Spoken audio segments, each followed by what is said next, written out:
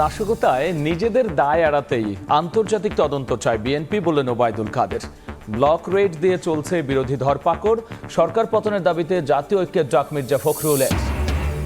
সহিংসতার ৫ শতাধিক মামলায় সারা দেশে ৫,৫০০ গ্রেফতার, টাকা না দিলে হয়রানির অভিযোগ ভুক্তভোগীদের। সিসিটিভি ফুটেজ দেখে নেওয়া হচ্ছে ব্যবস্থা, দাবি রাষ্ট্রপক্ষের আইনজীবীর।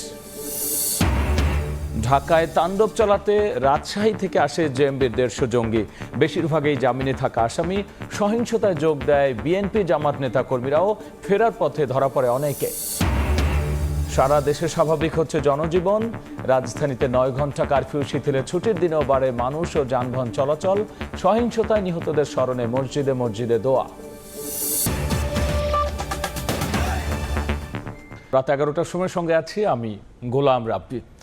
দলমতের ঊর্ধ্বে সহিংসতায় আহতদের চিকিৎসায় যা যা প্রয়োজন সবই করবে সরকার। একই সঙ্গে তাদের কর্মসংস্থানেরও ব্যবস্থা করা হবে। বিকেলে ঢাকা মেডিকেল কলেজ হাসপাতালে আহতদের খোঁজখবর নিয়ে কথা বলেছেন প্রধানমন্ত্রী শেখ হাসিনা। এ সময় শিক্ষার্থীদের দাবি মানার পরও কেন আন্দোলন চলবে এমন প্রশ্ন তুলেছেন সরকার প্রধান। এই যে সন্ত্রাস, জঙ্গি এবং মানুষের হত্যা, এটা তো সম্পূর্ণ জঙ্গি কাজ।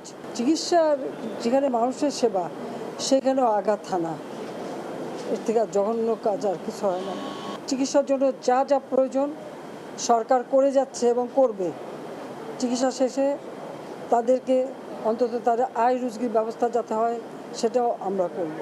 কাজে আমি মানুষকে মানুষ হিসেবে দেখি, এখানে দল মত নির্বিশেষে সকলের জন্যই আমি কাজ করি। আমি তো জানি মানুষের হারানোর বেদনা কি, আমার থেকে আর কেউ বেশি চায় না। আমি চাচ্ছিলাম দেশের শান্তি থাকবে, দেশের মানুষের উন্নতি হবে, দেশের মানুষ সুন্দরভাবে বাঁচবে। শিক্ষার্থীদের সব দাবি মানার পরও আন্দোলনের আর কি যৌক্তিকতা থাকতে পারে সে প্রশ্ন রাখেন সরকার প্রধান। আমরা তো সব দাবি মেনেই নিয়েছি, তারপরে আবার কেন, সেটাই আমার প্রশ্ন। এটাকে জঙ্গিবাদকে সুযোগ করে দেওয়ার জন্য? দেশবাসীকে বলে আপনারা দোয়া করেন এই যে জঙ্গিবাদ আর জুলুম, এর হাত থেকে যেন মানুষ মুক্তি পায়, মানুষের জীবন যেন শান্তি আসে। এর আগে সকালে বিটিভি ভবন পরিদর্শন করে নাশকতাকারীদের ধ্বংসলীলা দেখেছেন প্রধানমন্ত্রী। এ সময় লুকিয়ে থাকা সহিংসতাকারীদের খুঁজে বের করতে দেশবাসীর সহযোগিতা চেয়েছেন সরকার প্রধান। বিভিন্ন স্থাপনায় তাণ্ডবলীলার চিত্র তুলে ধরে প্রধানমন্ত্রী বলেছেন, যাদের কারণে জনজীবনে আবারও দুর্ভোগ ফিরেছে, বিদেশে দেশের ভাবমূর্তি ক্ষুণ্ণ হচ্ছে, তাদের বিচার জনগণকেই করতে হবে। শুক্রবার সকালে রামপুরায় বিটিভি ভবনে যান প্রধানমন্ত্রী শেখ হাসিনা। ঘুরে দেখেন ইতিহাসের নানা অধ্যায়ের সাক্ষী সমৃদ্ধ এই প্রতিষ্ঠানটির বর্তমান ক্ষতচিহ্ন। এ সময় সরকার প্রধানকে কাছে পেয়ে ভেঙে পড়েন প্রতিষ্ঠানটির কর্মীরা। আবেগ ধরে রাখতে পারেননি বঙ্গবন্ধু কন্যাও। এতদিনের এত কষ্টের ফসল সব শেষ করে দিতে চাচ্ছে, এটাই হচ্ছে সবচেয়ে বড় কষ্ট। সরকার প্রধান বলেন, কোটা আন্দোলনকে পুঁজি করে ভিন্ন রূপে ধ্বংসের খেলায় মাতে বিএনপি জামাত শিবির। দেশের আনাচে কানাচে লুকিয়ে থাকা নাশকতাকারীদের আইনের আওতায় আনতে জনগণের সহযোগিতা চান শেখ হাসিনা।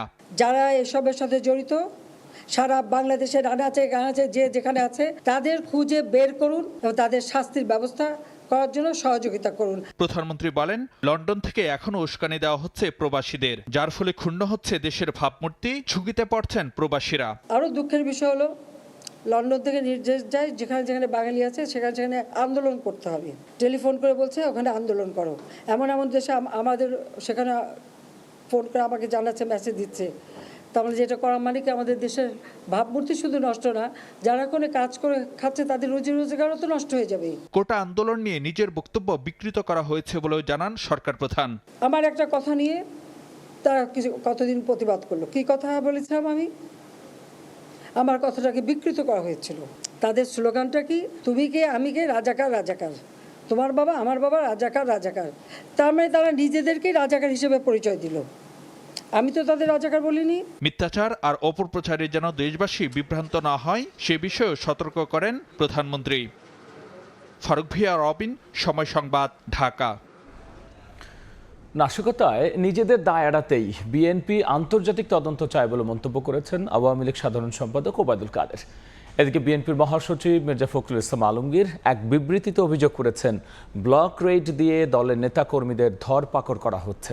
এছাড়াও জামায়াত ইসলামী সহ সবাইকে সরকার পতনে জাতীয় ঐক্য গড়ে তোলার আহ্বান জানিয়েছেন বিএনপির মহাসচিব।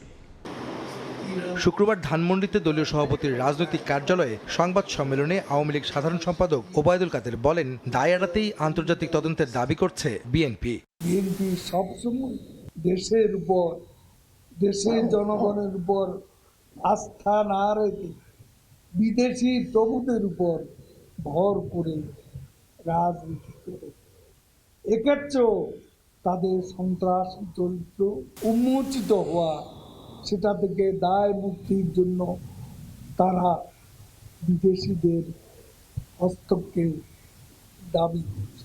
এদিকে বিএনপি মহাসচিব মির্জা ফখরুল ইসলাম আলমগীর এক বিবৃতিতে অভিযোগ করেন, গুমের সংস্কৃতি চালু রেখে মানুষের মনে ভীতি সঞ্চার করেছে সরকার। রাষ্ট্রীয় বাহিনীকে ব্যবহার করে ব্লক রেড দিয়ে ৩,০০০ বিএনপি নেতাকর্মী ও শিক্ষার্থীকে গ্রেফতার করা হয়েছে বলেও দাবি তার। সহিংসতা এবং শিক্ষার্থী সাধারণ মানুষ হত্যার দায় নিয়ে সরকারকে পদত্যাগের আহ্বানও জানান মির্জা ফখরুল। এই বিবৃতিতে তিনি দ্রুত কারফিউ প্রত্যাহারেরও দাবি জানান।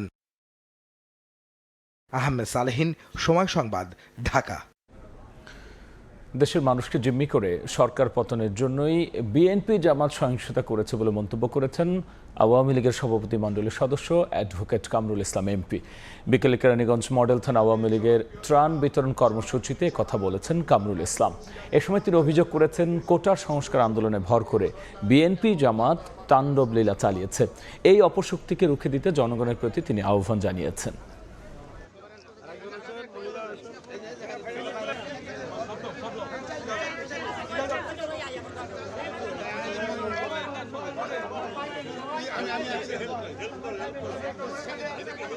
ছাত্রদের আন্দোলনে তারা তাদের কাঁধে সর হয়ে আজকে তারা সরকারের পতনের জন্য চেষ্টা করেছে। তারা যেই কাজগুলো তারা করেছে এই বিগত 2-3 দিন সমস্ত দেশবাসী হতভম্ব হয়ে গেছে, বিস্মিত হয়ে গেছে যে বাংলাদেশে একটা দেশের বিরুদ্ধে, রাষ্ট্রের বিরুদ্ধে, দেশের উন্নয়নের বিরুদ্ধে দেশের সকল স্থাপনাকে কিভাবে তারা ধ্বংস করতে পারে।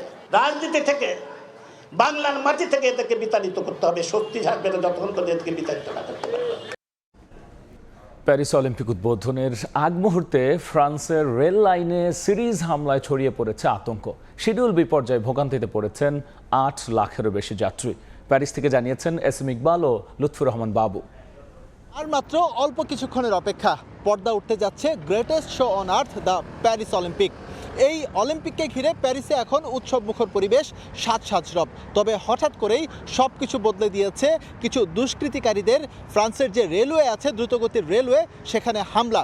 এই হামলার কারণে কিন্তু শঙ্কায় পড়েছে উদ্বোধনী অনুষ্ঠানটা আসলে যেই গিয়ার নিয়ে, যেই গতি নিয়ে করার উদ্যোগ নিয়েছিল বা যেই চেষ্টা ছিল প্যারিস প্রশাসনের, তারা সেটা করতে পারবে কিনা, এসব নিয়ে কথা বলবো।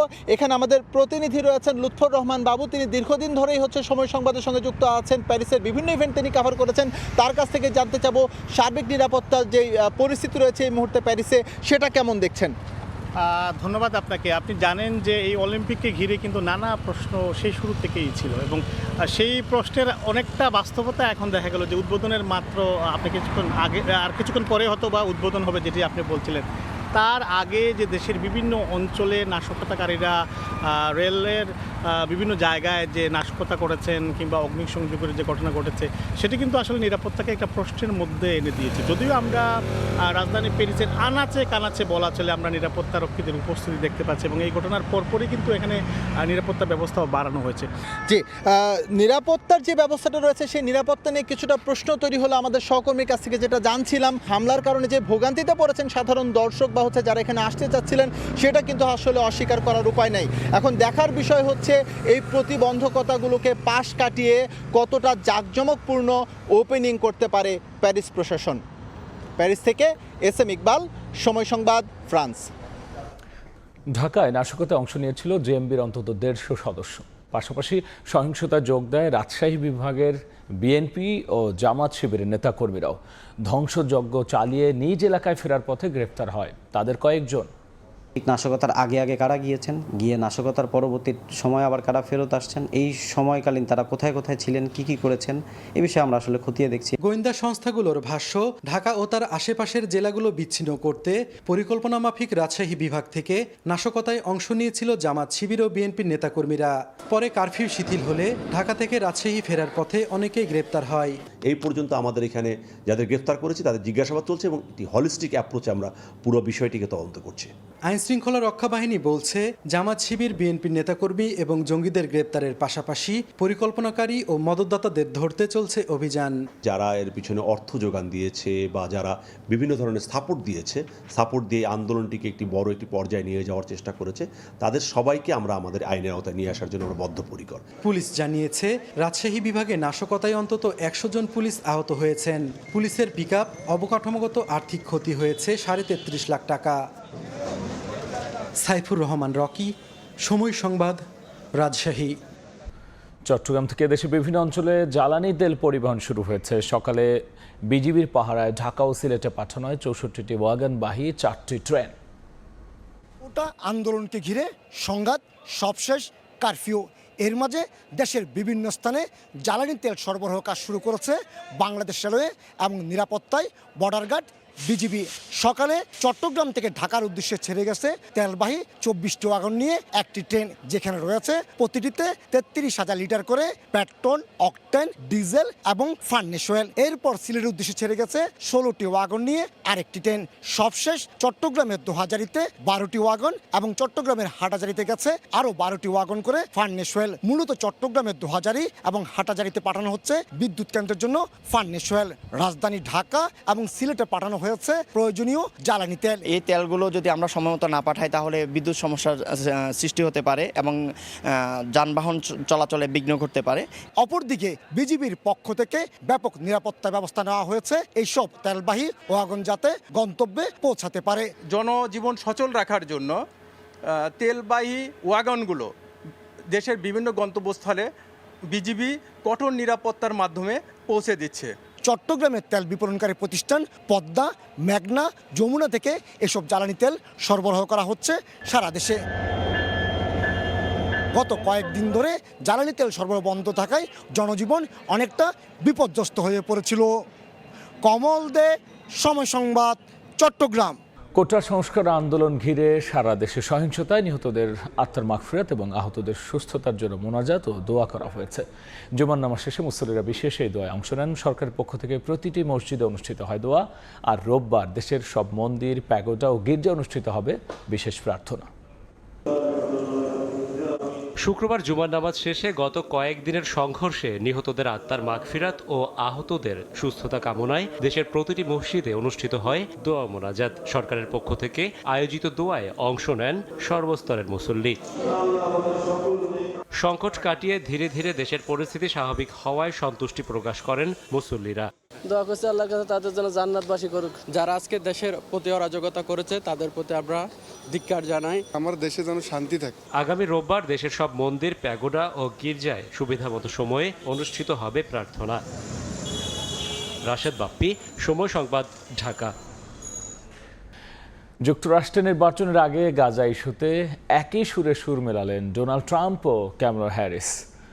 অবরুদ্ধ গাজায় এখনই যুদ্ধ বন্ধ হওয়া উচিত বলে মনে করেন রিপাবলিকান প্রার্থী ডোনাল্ড ট্রাম্প। নিজেকে ইসরায়েলপন্থী বলেও দাবি করেছেন তিনি। অন্যদিকে ডেমোক্র্যাটদের সম্ভাব্য প্রার্থী কামালা হ্যারিস দ্রুত যুদ্ধবিরতির আহ্বান জানিয়েছেন। ইসরায়েলের প্রতি নিজের সমর্থন ব্যক্ত করলেও গাজায় যা হচ্ছে তা নিয়ে নীরব থাকবেন না বলে জানান ক্যামালা। সংকট নিরসনে দ্বিরাষ্ট্রই একমাত্র সমাধান বলেও জানিয়েছেন এই ভাইস প্রেসিডেন্ট।